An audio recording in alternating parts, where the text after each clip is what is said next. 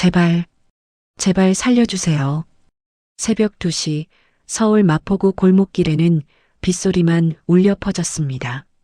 쓰레기 집화장 옆 어둠 속에서 여자의 신음소리가 들렸어요. 이준서는 편의점에서 퇴근하던 중 그 소리를 들었습니다. 거기 누구세요? 손전등을 비추자 충격적인 광경이 펼쳐졌어요. 40대 여성이 피투성이가 된 채 벽에 기대어 있었습니다. 얼굴은 시퍼렇게 부어올랐고 입술은 찢어져 피가 흘렀죠. 도와주세요. 남편이 날 죽일 거예요. 준서는 재킷을 벗어 그녀에게 덮어주며 말했습니다. 괜찮아요? 제가 도와드릴게요. 하지만 그는 몰랐습니다. 이 선택이 자신의 인생을 완전히 뒤바꿀 거라는 것을. 며칠 후 그는 범죄자로 체포된다는 사실을. 선한 마음으로 손을 내민 청년에게 과연 무슨 일이 벌어진 걸까요? 이 이야기를 어디에서 듣고 계신지 댓글로 남겨주시면 그곳으로 만복과 행운이 깃들기를 두 손 모아 기원하겠습니다. 구독과 좋아요도 부탁드립니다. 지금부터 그 충격적이고도 감동적인 진실이 밝혀집니다. 새벽 2시 서울 마포구 골목길에는 폭우가 미친 듯이 쏟아지고 있었습니다. 가로등 불빛마저 빗물에 가려 흐릿하게 번지는 어둠 속이었죠. 편의점 24시 야간 아르바이트를 마친 이준서는 우산도 없이 비를 맞으며 집으로 향했어요. 낡은 후드티가 금방 흠뻑 젖어 무거워졌습니다. 준서는 어깨에 맨가방을 더 꽉 붙잡으며 빠른 걸음으로 골목을 지나갔죠. 오늘도 어머니 병원비 10만 원은 벌었네. 다행이다. 바로 그때였습니다. 골목 쓰레기 집화장 옆 어두운 구석에서 희미한 신음소리가 들려왔어요. 준서의 발걸음이 멈췄습니다. 빗소리에 섞여 누군가 고통스럽게 숨을 몰아쉬는 소리가 분명했죠. 준서는 조심스럽게 그쪽으로 다가갔습니다.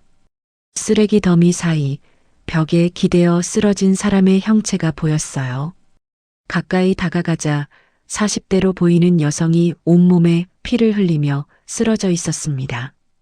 여성의 얼굴 반쪽은 시퍼렇게 멍들어 있었고 입술은 찢어져 선홍빛 피가 턱으로 흘러내리고 있었죠.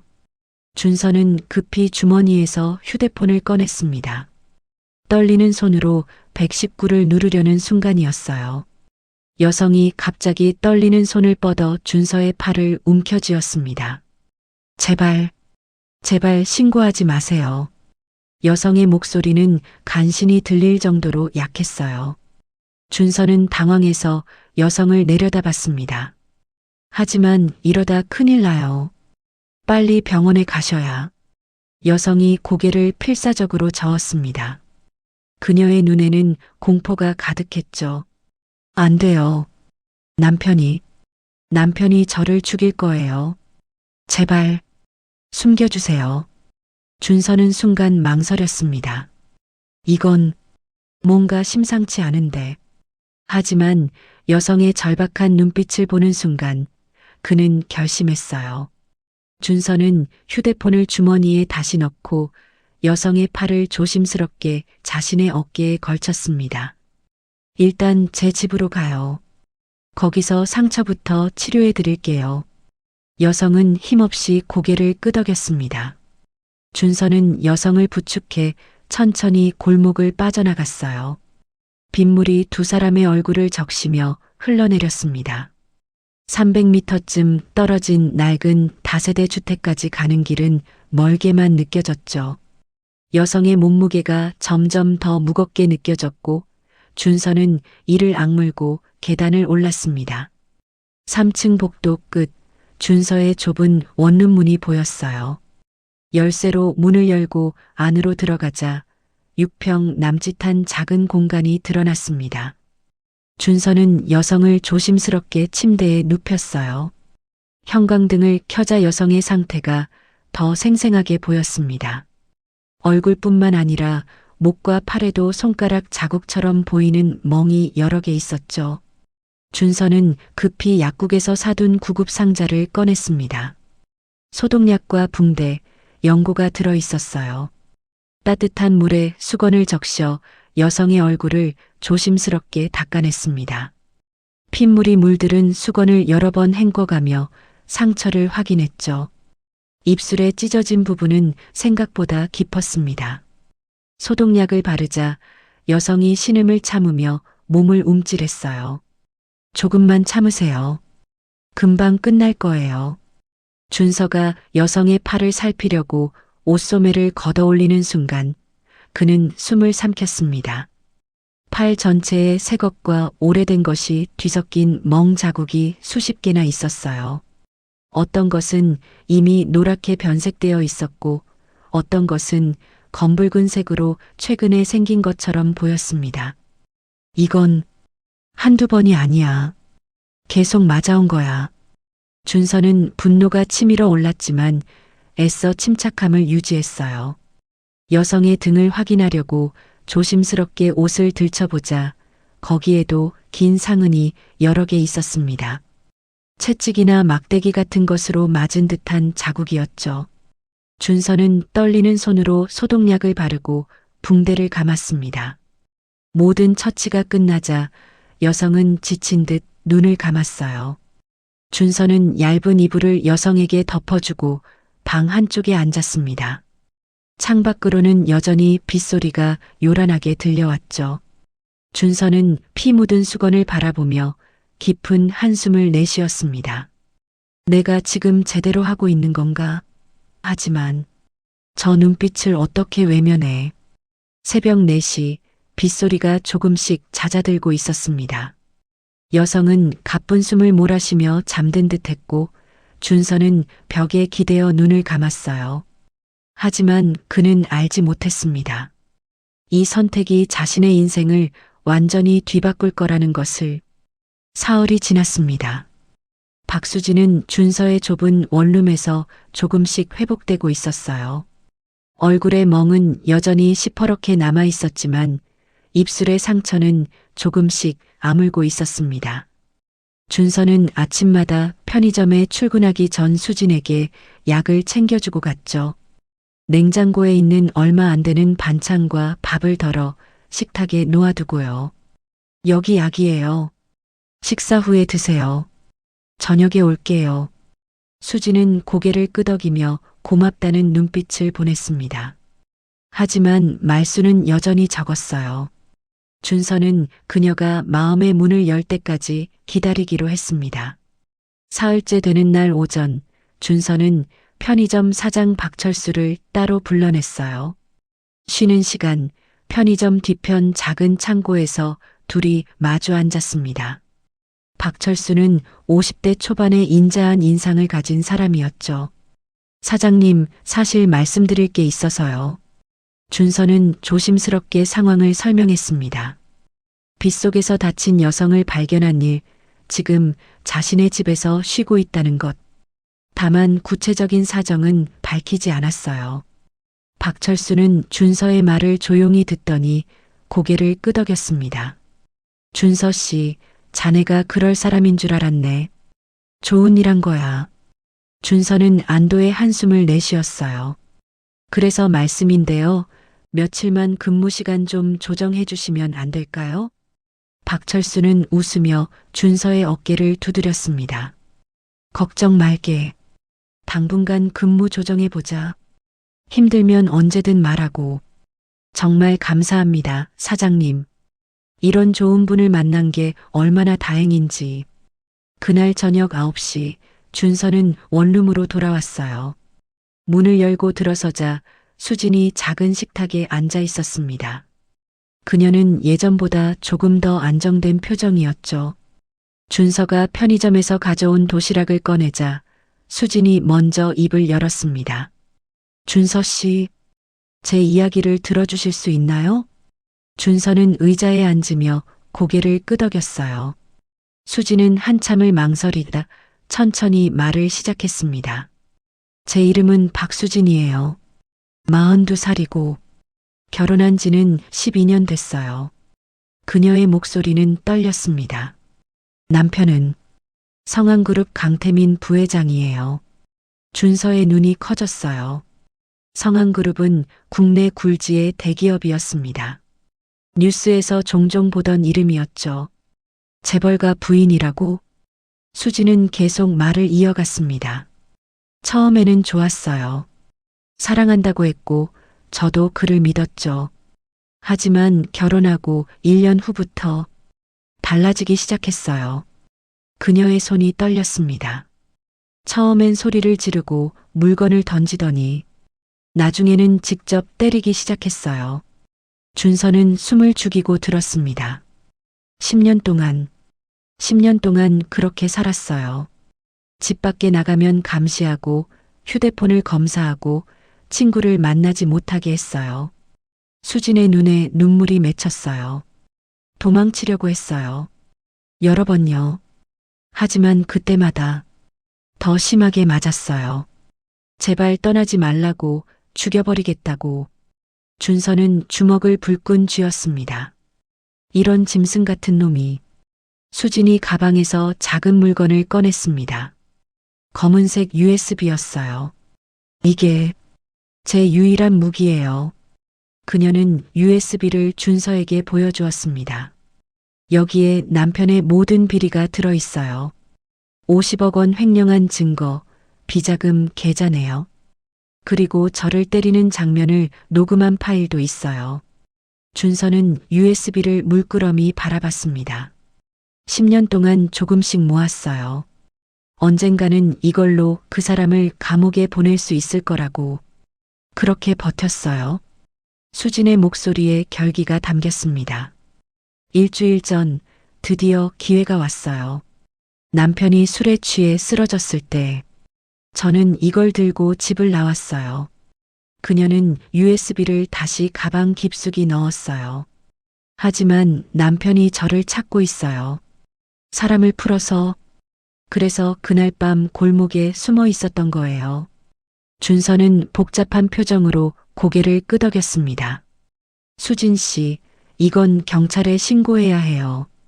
그리고 여성인권단체나 변호사. 수진이 고개를 저었어요. 지금은 안 돼요. 남편은 경찰에도 아는 사람이 많아요. 자칫하면 저는 다시 끌려갈 거예요. 준서는 한숨을 쉬었습니다. 이 여자를 어떻게 도와줘야 하지? 그는 노트북을 켜고 인터넷 검색을 시작했어요. 여성인권단체, 가정폭력 피해자 쉼터, 전문 변호사, 여러 정보를 찾아 메모해 두었습니다. 일단 안전하게 계세요. 제가 방법을 찾아볼게요. 수진이 고개를 숙이며 말했습니다. 정말 고마워요. 준서 씨 같은 분을 만난 게 기적 같아요. 준서는 쓸쓸하게 웃었어요. 기적은 무슨, 당연한 일을 한 것뿐이에요. 창밖으로 밤이 깊어가고 있었습니다. 조용한 원룸안, 두 사람은 각자의 생각에 잠겼죠. 하지만 그들은 몰랐습니다.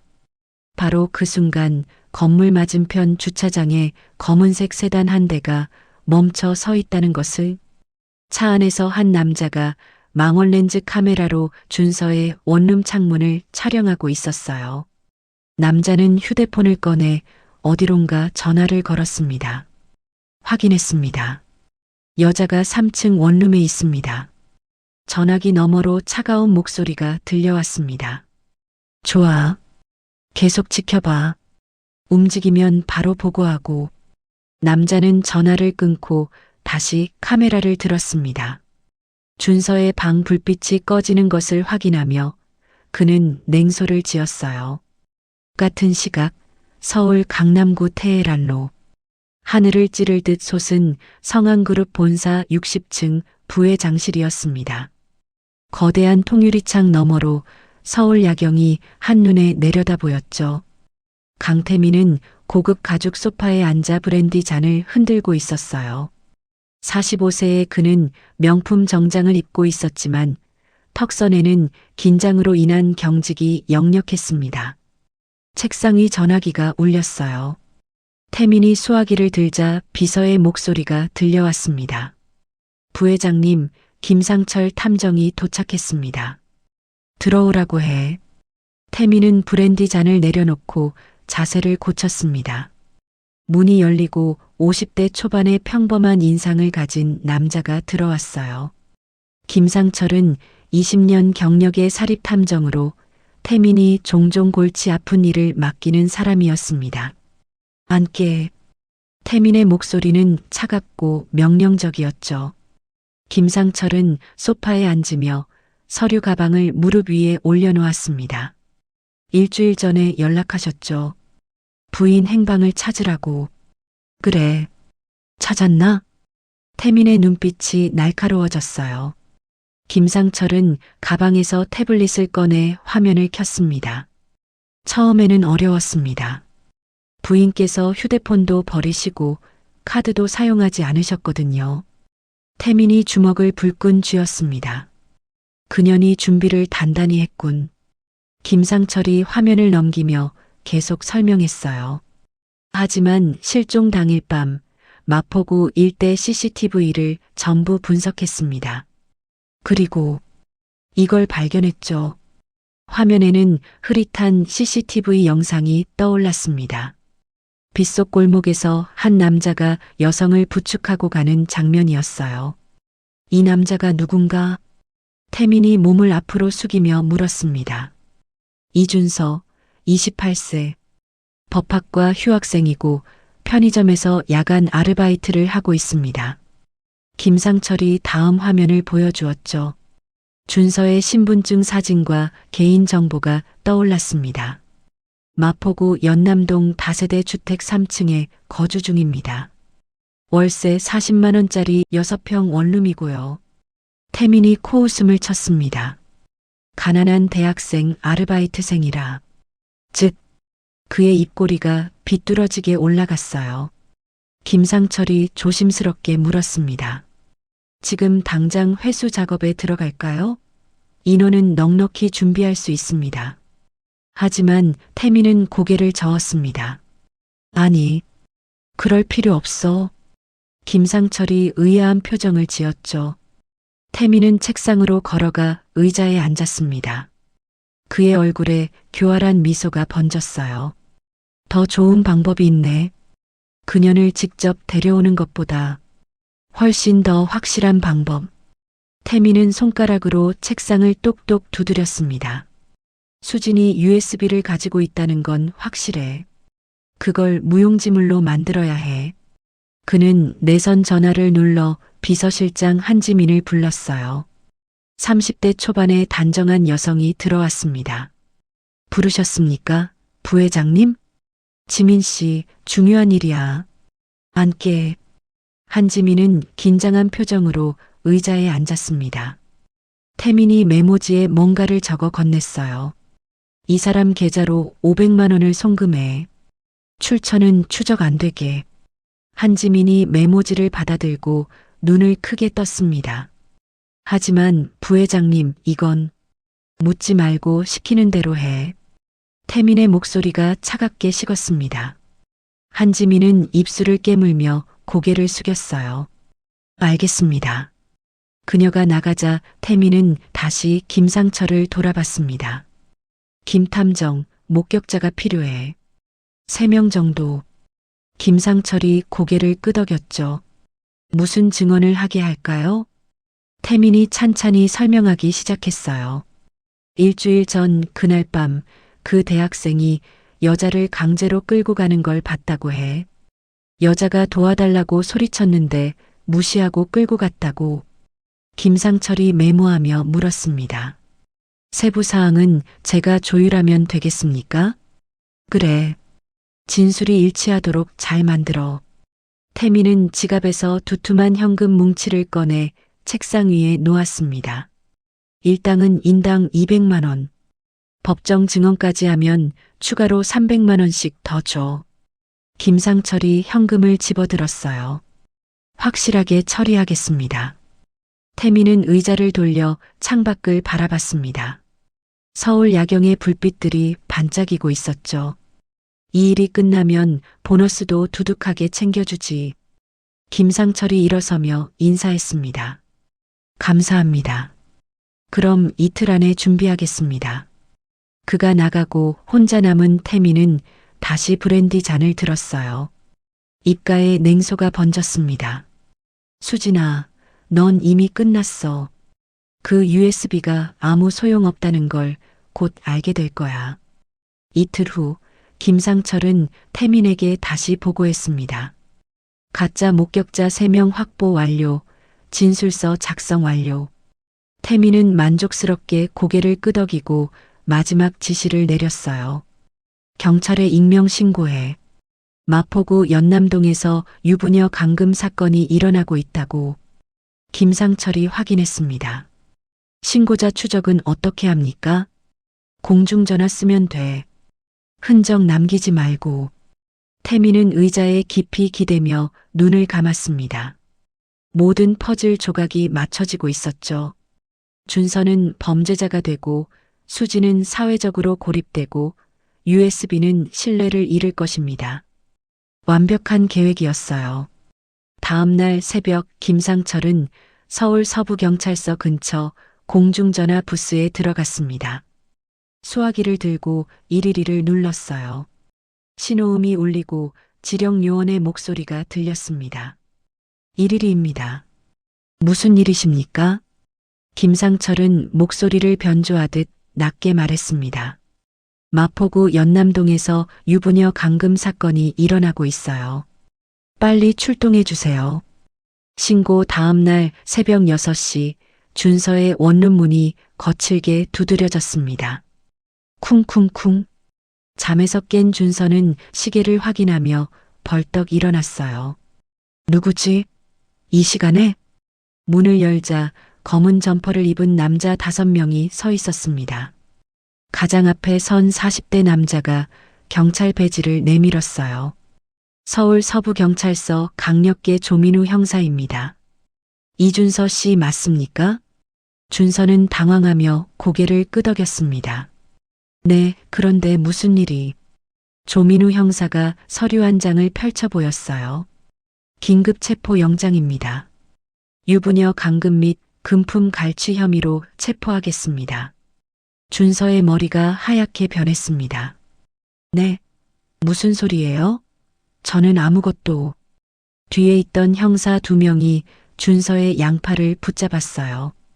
차가운 수갑이 손목에 채워졌습니다. 찰칵.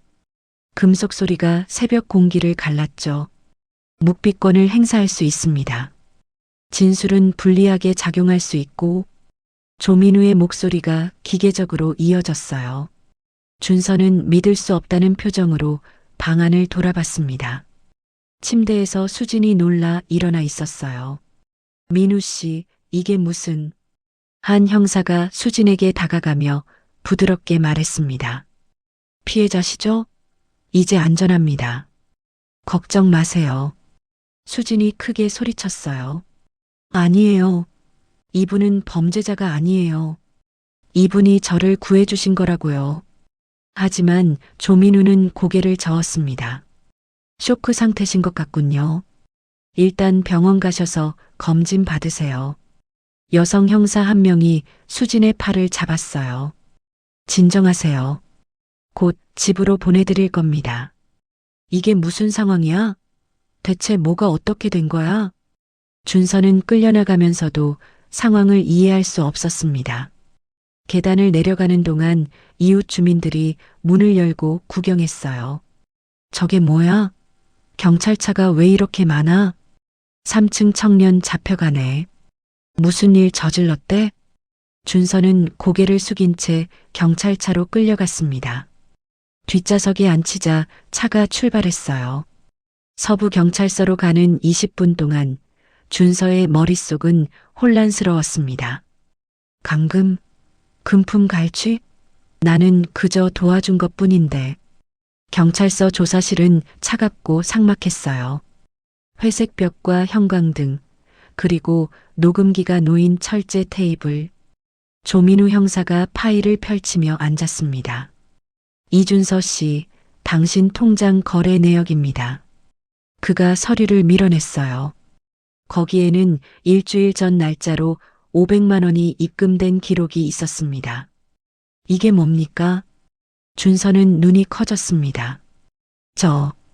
저는 이런 돈 받은 적 없어요. 누가 제 계좌에. 조민우가 다른 서류를 꺼냈어요. 목격자 진술서입니다. 3명이 똑같이 증언했어요. 준서가 서류를 받아들고 읽기 시작했습니다. 일주일 전 밤 11시쯤 피의자가 여성의 팔을 잡고 강제로 끌고 가는 것을 목격했다. 여성이 도와달라고 소리쳤으나 피의자는 입을 막고 끌고 갔다.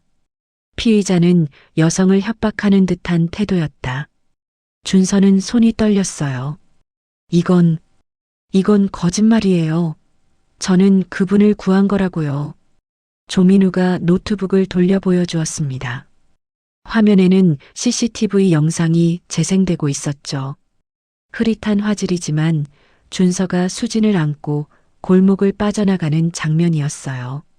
하지만 앞뒤 맥락이 잘려나가 마치 강제로 끌고 가는 것처럼 보였습니다. 이건 편집된 거야. 왜곡된 거라고. 여기 봐요. 당신이 여성을 데리고 가는 장면입니다. 준서는 머리를 쥐어뜯었어요. 형사님, 제발 믿어주세요. 저는 정말로 그분을 도운 거예요. 그분이 남편한테 맞아서. 조민우가 한숨을 쉬었습니다. 그분 남편은 이미 저희한테 연락했습니다. 부인이 실종되어 걱정하고 계시더군요. 준서의 가슴이 철렁 내려앉았어요. 태민이 벌써 손을 쓴 거야. 조사는 3시간 동안 계속되었습니다. 준서가 아무리 해명해도 증거는 그를 가리키고 있었어요. 결국 준서는 유치장에 수감되었습니다. 6평도 안 되는 좁은 공간, 차가운 철창. 준서는 벽에 기대어 앉아 천장을 바라봤습니다.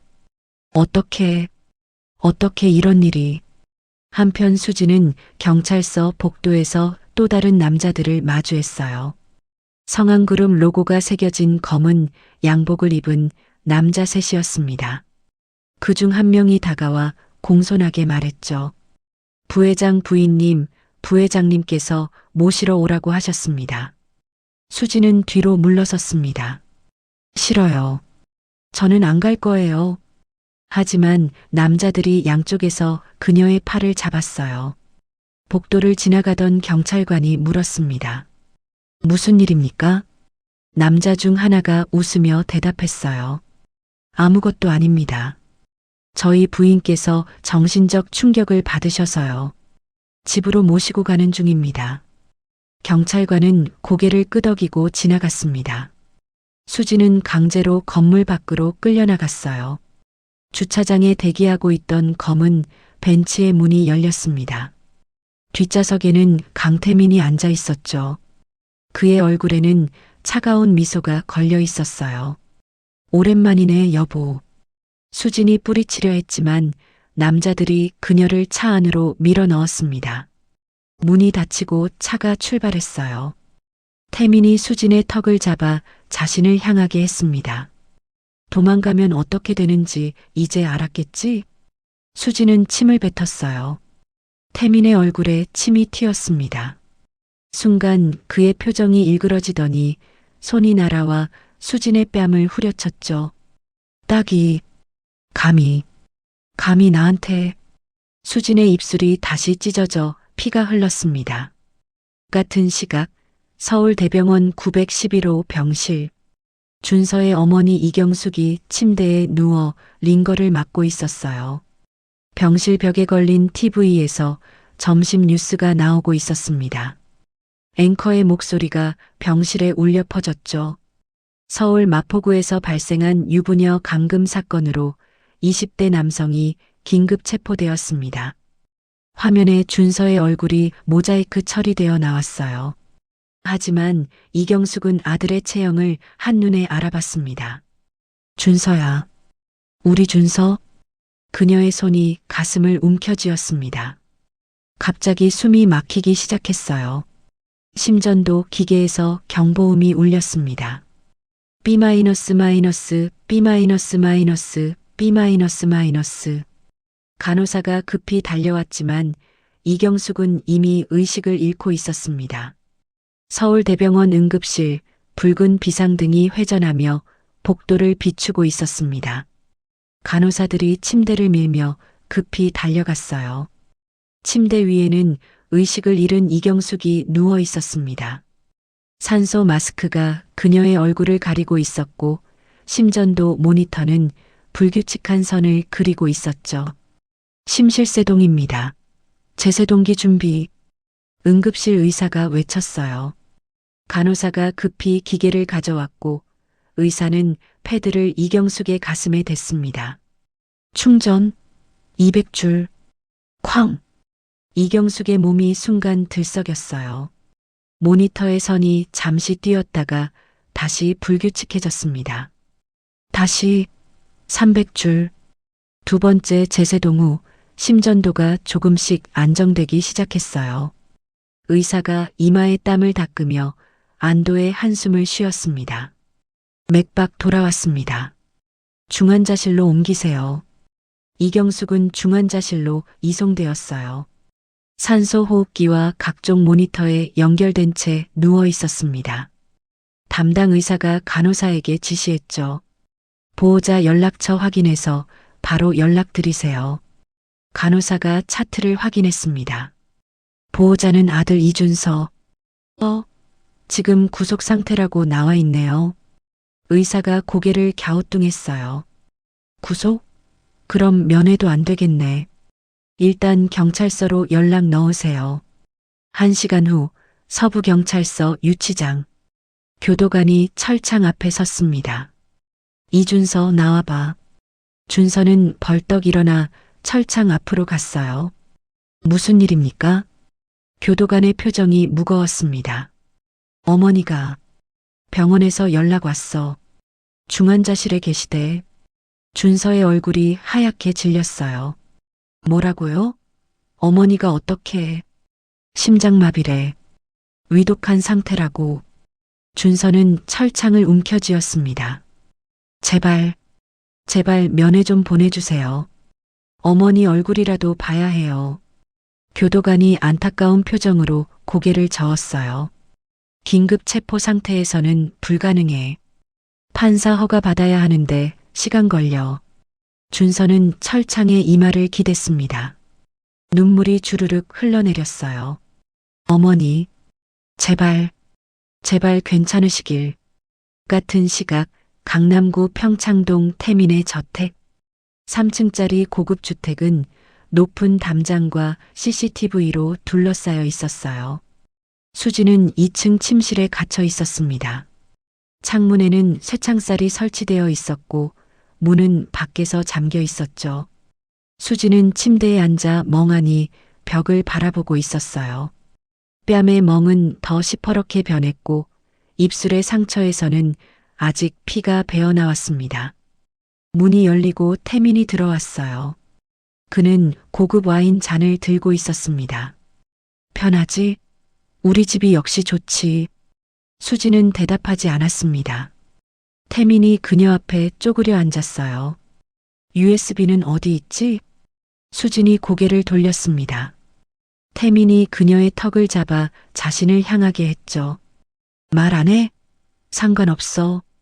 이미 다 끝났거든. 그는 냉소를 지었어요. 그 청년 이준서였나? 이제 범죄자야. 감옥 갈 거고. 수진의 눈이 커졌습니다. 당신이 뭘 한 거야? 태민이 웃으며 일어섰어요. 증거 조작? 목격자 매수? 다 내 특기지. 이제 그 청년 어머니도 위독하다던데? 수진이 주먹을 불끈 쥐었습니다. 이 악마 같은. 태민이 와인을 홀짝이며 말했어요. 조용히 있어. 그 청년 어머니를 살리고 싶으면 말이야. 수지는 입술을 깨물었습니다. 내가 원하는 게 뭐야? 태민이 문 쪽으로 걸어가며 대답했죠. 간단해. USB 내놓고 경찰에 가서 그 청년을 고소해. 내가 정말로 감금당했다고. 절대 안 해. 수진의 온몸이 떨렸습니다. 당신은 반드시 대가를 치를 거야. 태민이 문을 닫고 나갔습니다. 쿵. 자물쇠 잠기는 소리가 들렸어요. 한편 편의점 24시 사무실. 박철수 사장이 TV 뉴스를 보고 있었습니다. 화면에는 준서의 사건이 자세히 보도되고 있었어요. 체포된 이 씨는 피해자를 16일간 감금하고 금품을 갈취한 혐의를 받고 있습니다. 박철수는 주먹으로 책상을 쳤습니다. 말도 안 돼. 준서가 그럴 리 없어. 그는 급히 휴대폰을 꺼내 변호사 사무실에 전화를 걸었어요. 여보세요? 형사 전문 변호사 계십니까? 제가 아는 청년이 억울하게. 다음 날 아침 각종 포털 사이트 메인 화면. 준서의 사건이 실시간 검색어 1위에 올랐습니다. 유부녀 감금 대학생, 아르바이트생 범죄, 이준서 신상. 클릭수는 300만을 돌파했어요. 기사 댓글란은 악플로 가득했습니다. 요즘 젊은 애들 정신 상태가. 법대생이 범죄자라니 웃기네. 무조건 중형 때려야 함. 준서가 다니던 대학교 커뮤니티도 난리였어요. 같은 과 학생들조차 그를 외면하기 시작했습니다. 준서 아는 사람? 완전 충격인데. 맨날 착한 척하더니 본색 드러났네. 준서의 SNS는 비공개로 전환되었지만 이미 늦었어요. 프로필 사진과 게시물들이 캡처되어 퍼지고 있었습니다. 유치장 안 준서는 벽에 기대어 무릎을 끌어안고 있었어요. 다른 수감자들이 그를 힐끗힐끗 쳐다봤습니다. 야, 너 그 뉴스 나온 놈이지? 준서는 대답하지 않았습니다. 유부녀 건드려? 대단하네. 준서는 귀를 막고 눈을 감았어요. 어머니, 견뎌주세요. 제가 꼭 무죄를 밝힐게요. 그날 저녁 태민의 저택 2층 침실. 수지는 저녁 식사조차 거부한 채 창가에 앉아 있었습니다. 감시 카메라가 방 구석에서 빨간 불빛을 깜빡이고 있었어요. 수지는 화장실에 간다는 핑계로 자리에서 일어났습니다. 문을 두드리자 밖에서 경비원이 문을 열어주었죠. 빨리 다녀오세요. 수지는 화장실로 들어가 문을 잠갔어요. 그녀는 불에 지어 안쪽에 숨겨둔 작은 휴대폰을 꺼냈습니다. 태민이 압수한 것 외에 준비해둔 예비폰이었죠. 떨리는 손으로 인터넷을 검색했어요. 여성 인권 변호사, 가정폭력 전문. 검색 결과 최상단의 최은하 변호사 사무실이 나왔습니다. 수지는 급히 문자를 작성하기 시작했어요. 도와주세요. 저는 강태민에게 10년간 폭력을 당한 피해자입니다. 지금 감금되어 있고 저를 도와준 청년이 누명을 쓰고 있습니다. 증거가 있습니다. 그녀는 전송 버튼을 누르려는 순간 밖에서 경비원의 목소리가 들렸어요. 안에서 뭐 하세요? 빨리 나오세요. 수지는 급히 전송을 누르고 휴대폰을 다시 숨겼습니다. 변기물을 내리고 문을 열었죠. 경비원이 의심스러운 눈빛으로 그녀를 바라봤습니다. 오래 걸리네요. 배가 아파서. 수지는 다시 침실로 돌아갔어요.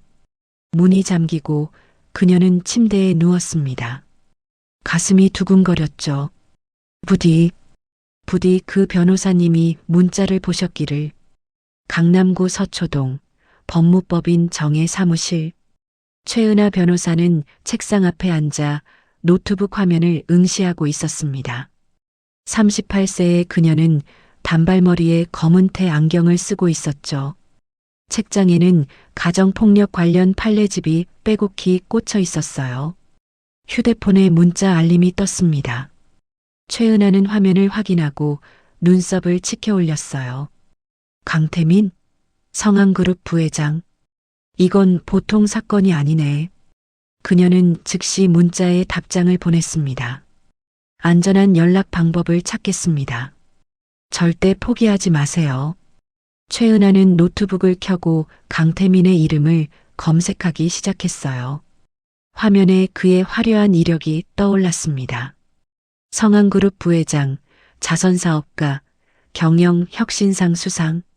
하지만 최은하는 거기서 멈추지 않았어요. 그녀는 법원 판결문 데이터베이스에 접속했습니다. 과거 기록이 있을 거야. 이런 유형은 첫 번째가 아니거든. 10분 후 그녀는 놀라운 것을 발견했어요. 15년 전 태민이 대학교 3학년이었을 때의 기록. 여자친구 폭행 사건으로 고소당했지만 합의로 종결. 피해자에게 2천만 원을 지급하고 무마한 것이었죠. 역시 상습범이었구나. 최은하는 파일을 저장하고 더 깊이 파고들었습니다. 성한그룹 내부 고발 게시판, 퇴사자 커뮤니티, 익명 제보, 태민의 폭력적 성향을 암시하는 글들이 여러 건 있었어요. 이틀 후 최은하는 수진에게 은밀한 방법으로 연락을 취했습니다. 강태민 저택으로 전화를 걸었죠. 병원 직원인 척 위장한 목소리였어요. 강태민 부회장 댁이십니까? 부인께서 지난달 진료 예약하신 게 있는데. 전화를 받은 가정부가 수진을 바꿔줬습니다. 네, 박수진입니다만. 최은하가 낮은 목소리로 빠르게 말했어요. 저는 최은하 변호사입니다. 지금 통화 안전한가요? 수진은 주변을 둘러보며 작게 대답했습니다. 네. 잠깐만요. 그녀는 화장실로 들어가 문을 잠갔어요. 이제 괜찮아요. USB를 빼돌려야 합니다. 남편이 출장 가는 날을 노리세요. 최은하가 구체적인 계획을 설명했습니다. 수진은 떨리는 목소리로 대답했어요. 알겠어요. 해볼게요. 2주가 지났습니다. 태민이 미국 출장을 떠나는 날이었어요. 공항으로 향하는 차 안에서 태민은 수진에게 경고했습니다. 이틀 동안 없을 거야. 조용히 있어. CCTV로 다 보고 있으니까. 수진은 고개를 끄덕였습니다. 태민이 떠나고 1시간 후 수진은 가정부 박 여사를 불렀어요. 60대의 박 여사는 이 집에서 10년째 일하고 있었습니다. 박 여사님, 부탁이 있어요. 수진은 지갑에서 100만 원을 꺼냈습니다. 부회장님 서재에 있는 USB 하나만 복사해 주세요. 아무도 모르게요. 박 여사는 망설였어요. 부인, 이러시면 안 됩니다. 제가 잘리면. 수진이 박 여사의 손을 잡았습니다. 저는 10년 동안 저 사람한테 맞았어요. 이게 유일한 증거예요. 박 여사의 눈에 눈물이 맺혔습니다. 그녀도 수진의 멍 자국을 여러 번 봤었죠. 알겠습니다. 해드릴게요. 저녁 8시 경비원들이 교대하는 시간. 박 여사는 서재 청소를 핑계로 들어갔어요. 책상 서랍에서 검은색 USB를 찾아냈습니다. 그녀는 주머니에 숨겨둔 빈 USB를 꺼내 컴퓨터에 연결했죠. 파일 복사 시간은 5분. 박 여사는 초조하게 진행바를 지켜봤어요. 제발 들키지 말고. 복사가 완료되자 그녀는 급히 원본을 제자리에 돌려놓았습니다. 복사본을 수진에게 전달하고 방을 나왔어요. 사흘 후 수진은 정기검진을 핑계로 병원 외출 허가를 받았습니다. 경비원 한 명이 그녀를 따라왔지만 병원 로비에서 대기하고 있었죠. 수진은 진료실로 들어갔어요. 하지만 뒷문으로 빠져나가 1층 카페로 향했습니다. 창가 자리에 최은하 변호사가 앉아 있었어요. 수진은 급히 그녀 옆에 앉았습니다. 시간이 없어요. 경비가 기다리고 있어요. 최은하가 가방을 열어 보였습니다. USB와 병원 기록 주세요. 수진은 떨리는 손으로 USB와 두툼한 봉투를 건넸어요. 봉투 안에는 10년간의 응급실 진료 기록이 들어 있었습니다. 골절, 타박상 10상, 진단서만 30장이 넘었죠. 이걸로 충분합니다. 제가 처리할게요. 최은하가 수진의 손을 꽉 잡았어요. 조금만 더 견디세요. 곧 끝날 겁니다. 수지는 눈물을 훔치며 고개를 끄덕였습니다. 그녀는 다시 진료실로 돌아가 경비원에게 합류했어요. 그날 밤 최은하는 사무실에서 USB 내용을 확인했습니다. 노트북 화면에 파일 목록이 떠올랐어요. 횡령 증거일, 비자금 계좌, PDF, 폭행 녹음 2015만 423. 최은하는 하나씩 파일을 열어봤습니다. 엑셀 파일에는 50억 원이 넘는 횡령 내역이 정리되어 있었어요. 회사 돈을 빼돌려 개인 계좌로 이체한 기록이었죠. PDF 파일에는 스위스, 싱가포르, 홍콩의 비자금 계좌 정보가 있었습니다. 총액 30억 원. 이 정도면 충분해. 하지만 가장 충격적인 건 녹음 파일이었어요. 최은하는 이어폰을 끼고 파일을 재생했습니다. 여성의 비명소리와 남자의 고함, 그리고 무언가 부러지는 소리. 제발, 제발 그만해요. 으악, 닥쳐. 내가 감히 나한테 대들어? 최은하는 이를 악물었습니다. 이 파일이 12개나. 그녀는 즉시 검찰청 공익제보 시스템에 접속했어요. 파일을 첨부하고 고발장을 작성하기 시작했습니다. 피고발인 강태민의 특정경제범죄 가중처벌법 위반 횡령, 가정폭력 범죄의 처벌 등에 관한 특례법 위반, 상습폭행. 다음 날 아침 최은하는 법원에 준서의 재판 의견서를 제출했습니다. 증거 목록에 수진의 병원 기록과 녹음 파일 일부를 첨부했죠. 같은 시각 성황그룹 본사. 한지민 비서실장은 책상 서랍을 열고 봉투 하나를 꺼냈어요. 그 안에는 태민이 준서 계좌로 돈을 송금하라고 지시한 메모가 있었습니다. 그녀는 10년간 태민의 비리를 묵인해 왔어요.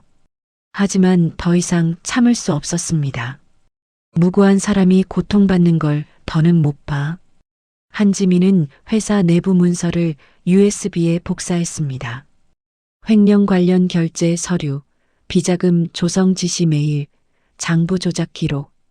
그녀는 봉투와 USB를 가방에 넣고 회사를 나섰어요. 검찰청으로 향하는 택시 안에서 그녀는 떨리는 손으로 사표를 작성했습니다. 이틀 후 인터넷에 폭탄이 터졌습니다. 유튜브 채널 정의칼에 영상 하나가 업로드되었어요. 제목은 성황그룹 강태민 부회장의 숨겨진 진실이었습니다.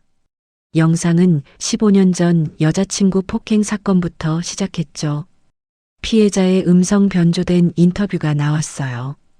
그 사람은 화가 나면 주먹부터 날렸어요. 저는 3번이나 응급실에 실려갔죠. 이어서 성황그룹 퇴사자들의 증언이 나왔습니다. 부회장님은 직원한테도 폭력적이었어요. 서류 집어던지고 의자 차고. 영상 조회수는 하루 만에 100만을 넘었어요. 이틀 후에는 500만을 돌파했습니다. 댓글창은 분노로 들끓었죠. 이런 놈이 재벌이라니. 준서 씨 석방하고 강태민 구속해라. 성황그룹 불매운동 시작합니다. 포털 사이트 실시간 검색어 1위부터 10위까지 태민 관련 키워드로 도배되었어요. 여론은 완전히 뒤집혔습니다. 최은하는 사무실에서 뉴스를 보며 미소를 지었어요. 이제 반격이 시작됐어. 서울중앙지방법원 제2호 법정. 방청객석은 만원이었습니다. 기자들이 카메라를 들고 앞줄에 앉아 있었고 시민들이 뒷좌석까지 빼곡히 채웠어요. 오전 10시 판사 송재현이 입장했습니다. 60대 초반의 그는 30년 경력의 중견 판사였죠. 피고인 이준서 씨 입장하세요. 법정 문이 열리고 준서가 들어왔습니다. 3주간의 구속생활로 그는 많이 수척해져 있었어요. 눈 밑에는 다크서클이 짙었고 얼굴은 헬쑥했습니다. 준서는 피고인석에 앉으며 방청석을 둘러봤어요. 어머니가 휠체어를 타고 앞줄에 앉아 있었습니다. 이경숙은 중환자실에서 나온 지 일주일밖에 안 됐지만 아들을 보러 왔었죠. 그녀의 손에는 산소호흡기가 연결되어 있었어요. 준서의 눈에 눈물이 맺혔습니다. 어머니, 제가 정말 죄송해요. 검사가 기소장을 낭독하기 시작했습니다. 피고인은 지난달 15일 피해자 박수진 씨를 강제로 감금하고 금품 500만 원을 갈취한 혐의로. 준서는 고개를 숙였어요. 검사의 목소리가 법정에 울려 퍼졌습니다. 기소 내용이 끝나고 송재현 판사가 물었죠. 피고인 혐의를 인정합니까? 준서가 고개를 들었습니다. 아닙니다. 저는 무죄입니다. 변호인 입증하십시오. 최은하 변호사가 자리에서 일어섰어요. 그녀는 서류 가방에서 두툼한 파일을 꺼냈습니다. 재판장님, 먼저 증인을 신청합니다. 허가합니다. 법정 문이 열리고 박수진이 들어왔습니다. 그녀는 검은색 정장을 입고 있었지만 얼굴의 멍자국은 아직 희미하게 남아 있었어요. 수진은 증인석에 앉으며 선서를 했습니다. 양심에 따라 숨김없이 말하고 만일 거짓말이 있으면 위증의 벌을 받기로 맹세합니다. 최은하가 그녀에게 다가갔어요. 증인, 피고인과 어떻게 만났습니까? 수진은 떨리는 목소리로 대답했습니다. 저는 10년간 남편에게 폭력을 당했습니다. 그날 밤 저는 남편에게서 도망쳐 골목에 숨어 있었어요. 방청석에서 웅성거림이 일었어요. 송재현 판사가 망치를 두드렸습니다. 정숙하십시오. 수진이 계속 말했습니다. 피고인 이준서 씨가 저를 발견했을 때 저는 온몸에 피를 흘리고 있었어요. 그분은 저를 병원에 데려가지 않고 자신의 집으로 데려갔습니다. 검사가 반론했어요. 이에 있습니다. 왜 병원에 가지 않았습니까? 이는 감금의 정황을. 최은하가 손을 들었습니다. 재판장님, 증거 제출하겠습니다. 그녀는 노트북을 열어 화면을 법정 모니터에 띄웠어요. 수진의 10년간 병원 진료 기록이 나타났습니다. 골절 11차례, 타박상 32차례, 열상 18차례. 방청석에서 탄식이 터져 나왔습니다. 증인은 병원에 갈 경우 남편이 찾아올 것을 두려워했습니다. 이는 정당한 공포였습니다. 송재현 판사가 모니터를 자세히 살펴봤어요. 계속하십시오. 최은하가 다음 파일을 열었습니다. 녹음 파일이 재생되기 시작했어요. 법정에 태민의 목소리가 울려 퍼졌습니다. 닥쳐. 내가 감히 나한테 대들어? 이어서 수진의 비명과 무언가 부러지는 소리. 방청석의 여성 몇 명이 손으로 입을 막았습니다. 기자들이 미친 듯이 메모하기 시작했죠. 최은하가 말했어요. 이 녹음은 증인이 10년간 모은 증거입니다. 유사한 파일이 12개 더 있습니다. 검사의 얼굴이 굳었습니다. 최은하는 계속해서 증거를 제출했어요. CCTV 원본 영상 편집되지 않은 것. 준서가 수진을 부축해 조심스럽게 걸어가는 장면이었습니다. 검찰이 제출한 영상과는 전혀 달랐어요. 검찰 측 증거는 의도적으로 편집된 것입니다. 방청석이 술렁였습니다. 송재현 판사가 검사를 향해 물었죠. 검사, 이에 대해 해명하십시오. 검사가 당황하며 일어섰어요. 저희는 제보자로부터 받은 자료를. 그때 법정 문이 열렸습니다. 김상철이 들어왔어요. 그의 얼굴은 창백했고 손은 떨리고 있었습니다. 재판장님, 저는 증언하러 왔습니다. 송재현 판사가 놀란 표정을 지었습니다. 당신은 누구입니까? 김상철이 증인석으로 걸어갔어요. 저는 김상철 사립탐정입니다. 그리고 이 사건의 증거를 조작한 사람입니다. 법정이 순식간에 소란스러워졌습니다. 기자들이 일제히 카메라 셔터를 눌렀죠. 송재현이 망치를 여러 번 두드렸어요. 정숙, 증인 계속하십시오. 김상철은 떨리는 목소리로 말하기 시작했습니다. 저는 강태민 부회장의 지시를 받았습니다.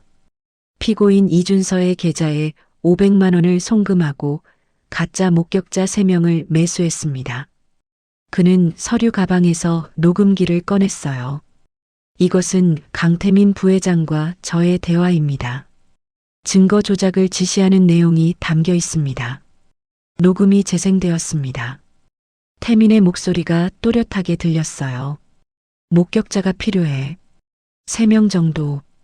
그 대학생이 여자를 강제로 끌고 가는 걸 봤다고 해. 법정은 충격에 빠졌습니다.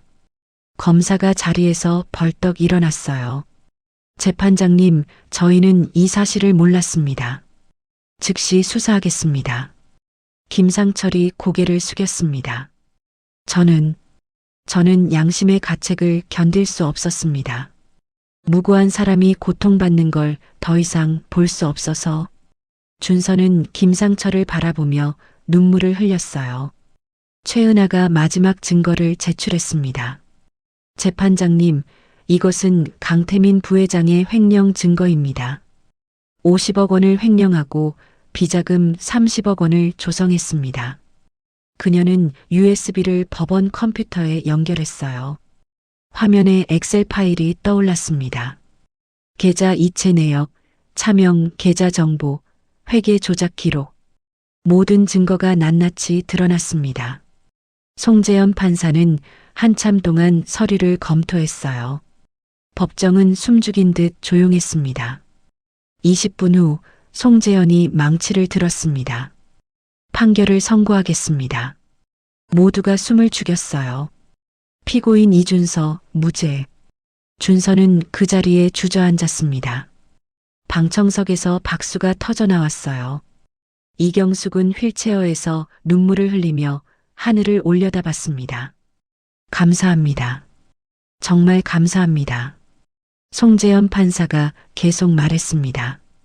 검찰은 강태민을 즉시 구속하십시오. 특정경제범죄 가중처벌법 위반, 가정폭력 범죄, 위증교사, 무고. 법정 문이 열리고 수사관들이 들어왔습니다. 그들은 준비된 듯 대기하고 있었어요. 30분 후 인천공항 귀국장. 미국 출장에서 돌아온 태민이 입국장을 빠져나왔습니다. 그는 비서에게 전화를 걸었죠. 준비 다 됐지? 재판은. 그때 양쪽에서 수사관들이 다가왔어요. 강태민 씨, 긴급 체포합니다. 태민의 얼굴이 하얗게 질렸습니다. 뭐야? 무슨 소리야? 수갑이 그의 손목에 채워졌어요. 공항 로비의 사람들이 스마트폰을 꺼내 촬영하기 시작했습니다. 플래시가 터지고 기자들이 달려왔죠. 강 부회장님, 횡령 혐의 인정하십니까? 부인 폭행은 사실입니까? 태민은 고개를 숙인 채 끌려갔습니다. 2주 후 같은 법정. 태민의 1심 선고 공판이 열렸어요. 송재현 판사가 판결문을 읽었습니다. 피고인 강태민, 특정경제범죄 가중처벌법 위반으로 징역 10년, 가정폭력 범죄로 징역 5년, 집행유예 없이 합산 징역 15년을 선고합니다. 태민은 멍한 표정으로 판사를 바라봤어요. 그의 눈에서 모든 빛이 사라졌습니다. 3년 후 2028년 봄, 서울 마포구 합정동 하늘색 간판이 달린 4층짜리 건물이 있었습니다. 희망나눔 여성인권재단이라는 글씨가 햇살에 반짝였어요. 건물 1층은 상담센터였고 2층은 법률지원실, 3층은 심리치료실, 4층은 사무실이었습니다. 오전 10시 재단 법률지원실. 이준서는 책상 앞에 앉아 서류를 검토하고 있었어요. 31세가 된 그는 정장 차림에 변호사 배지를 달고 있었습니다. 작년에 변호사 시험에 합격한 후 이곳에서 일하고 있었죠. 책상 옆 벽에는 액자가 걸려 있었어요. 제65회 변호사 시험 합격 이준서. 그 옆에는 어머니와 함께 찍은 사진이 있었습니다. 이경숙은 건강을 많이 회복했고 환한 미소를 짓고 있었어요. 노크 소리가 들렸습니다. 똑똑. 들어오세요. 문이 열리고 30대 중반의 여성이 들어왔습니다. 눈가에 멍이 있었고 손목에는 붕대가 감겨 있었어요. 저기 상담 받으러 왔는데요. 준서는 부드럽게 미소 지으며 의자를 권했습니다. 앉으세요. 천천히 말씀해 주시면 됩니다. 여성이 떨리는 목소리로 말하기 시작했어요. 남편이 5년째 저를 때려요. 도망치고 싶은데 어떻게 해야 할지. 준서는 메모지를 꺼내며 차분하게 물었습니다. 먼저 안전을 확보하는 게 중요합니다. 지금 당장 위험한 상황이신가요? 상담은 1시간 동안 이어졌습니다. 준서는 쉼터 연락처를 알려주고 고소 절차를 설명했어요. 여성이 조금씩 안심하는 표정을 지었습니다. 정말 감사합니다. 처음으로 희망이 보이는 것 같아요. 언제든 연락 주세요. 끝까지 도와드릴게요. 여성이 나가고 준서는 창밖을 바라봤어요. 햇살이 따뜻하게 내리쏘고 있었습니다.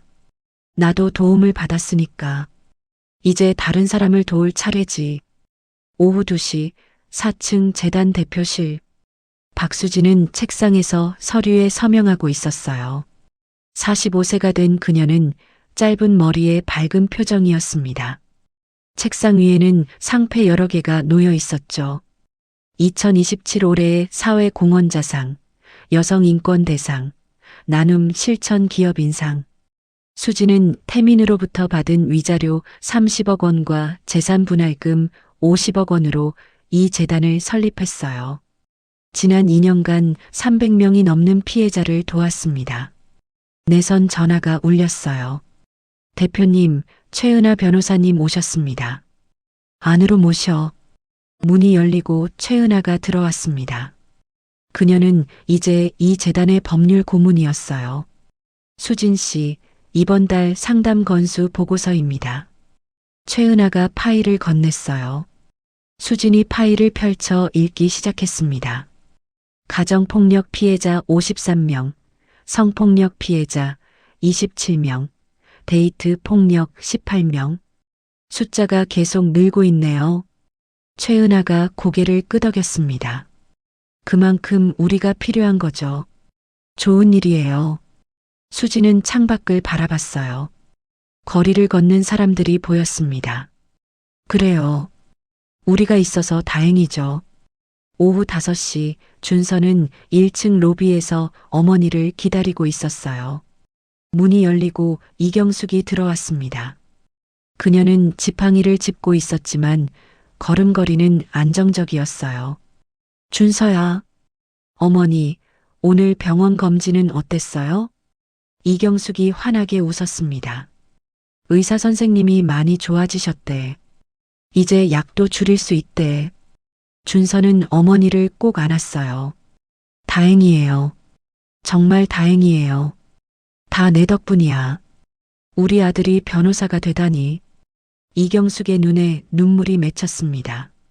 하지만 이번엔 기쁨의 눈물이었어요. 그때 수진이 엘리베이터에서 내려왔습니다. 그녀는 준서와 이경숙을 보고 미소 지었어요. 경숙 이모님 오셨어요? 수진 씨, 오랜만이에요. 세 사람은 근처 카페로 자리를 옮겼습니다. 창가 자리에 앉아 커피를 마시며 이야기를 나눴어요. 요즘 재단 일은 어때요? 준서가 물었습니다. 수진이 대답했죠. 바쁘지만 보람 있어요. 어제도 한 분이 남편한테서 벗어났어요. 제가 3년 전에 그랬던 것처럼. 이경숙이 수진의 손을 잡았습니다. 정말 대단해요. 수진 씨 같은 분이 계셔서 얼마나 다행인지. 수진은 고개를 저었어요. 저도 도움을 받았으니까요. 준서 씨가 아니었다면 저는 지금 여기 없었을 거예요. 준서가 쑥스럽게 웃었습니다. 저는 그냥 당연한 일을 한 것뿐이에요. 세 사람은 한참 동안 이야기를 나눴어요. 과거의 아픔, 현재의 보람, 미래의 희망. 해가 지고 카페 창으로 노을이 비쳤습니다. 저녁 7시 준서는 사무실로 돌아왔어요. 책상 위 휴대폰에 메시지가 와 있었습니다. 박철수 편의점 사장이었죠. 준서 씨, 축하해요. 변호사 된 거 정말 자랑스러워요. 저녁 한번 먹어요. 준서는 미소를 지으며 답장을 보냈습니다. 사장님, 정말 감사합니다. 주말에 뵙겠습니다. 그는 의자에 깊이 기대어 천장을 바라봤어요. 3년 전 그날 밤이 떠올랐습니다. 빗속 골목, 피투성이었던 수진, 차가운 유치장, 어머니의 심장마비. 하지만 이제는 달랐어요. 모든 게 제자리를 찾았습니다. 책상 서랍을 열자 낡은 수첩이 나왔어요. 3년 전 유치장에서 적었던 메모였습니다. 포기하지 말자. 진실은 반드시 밝혀진다. 준서는 수첩을 쓰다듬으며 중얼거렸어요. 그래. 포기하지 않아서 다행이야. 그날 밤 재단 건물의 불이 하나둘씩 꺼졌습니다. 하지만 1층 상담센터 간판은 밤새 켜져 있었어요. 희망 나눔 여성인권재단 24시간 긴급 상담. 어둠 속에서 간판 불빛이 따뜻하게 빛났습니다. 그 불빛을 보며 누군가는 용기를 얻을 것이고 누군가는 희망을 발견할 것입니다. 준서와 수진이 걸어온 길처럼 어둠 끝에는 반드시 빛이 있다는 것을, 그리고 그 빛은 혼자가 아닌 함께 만들어가는 것이라는 것을. 재단 옥상에서 수진과 준서는 서울 야경을 바라보고 있었어요. 수진이 조용히 말했습니다. 준서 씨, 그날 밤 저를 구해줘서 정말 고마워요. 준서가 고개를 저었어요. 수진 씨도 저를 구해줬어요. 진실을 밝힐 용기를 주셨잖아요. 두 사람은 서로를 바라보며 미소 지었습니다. 바람이 부드럽게 불어왔고 별이 하나둘 빛나기 시작했어요. 어둠 속에서도 빛은 언제나 존재한다는 것처럼. 그리고 그 빛을 향해 걸어가는 사람들이 있는 한 세상은 조금씩 나아질 것입니다. 여러분, 오늘 이야기는 여기까지입니다. 어둠 속에서도 용기를 잃지 않았던 준서와 수진의 이야기 어떠셨나요? 때로는 세상이 불공평하고 힘들게 느껴질 때가 있습니다. 하지만 오늘 이야기가 보여주듯이 진실은 반드시 밝혀지고 정의는 결국 승리합니다. 그리고 무엇보다 중요한 건 어려움에 처한 사람을 외면하지 않는 따뜻한 마음입니다. 준서처럼 용기 있게 손을 내밀고 수진처럼 끝까지 포기하지 않는다면 우리 모두는 더 나은 내일을 만들어갈 수 있습니다. 오늘 영상이 여러분께 작은 희망과 용기가 되었길 바랍니다. 영상이 마음에 드셨다면 구독과 좋아요, 알림 설정 꼭 부탁드립니다. 여러분의 작은 관심이 더 좋은 이야기를 만드는 큰 힘이 됩니다. 다음 영상에서 또 다른 감동적인 이야기로 찾아뵙겠습니다. 오늘도 건강하시고 행복한 하루 보내세요. 감사합니다.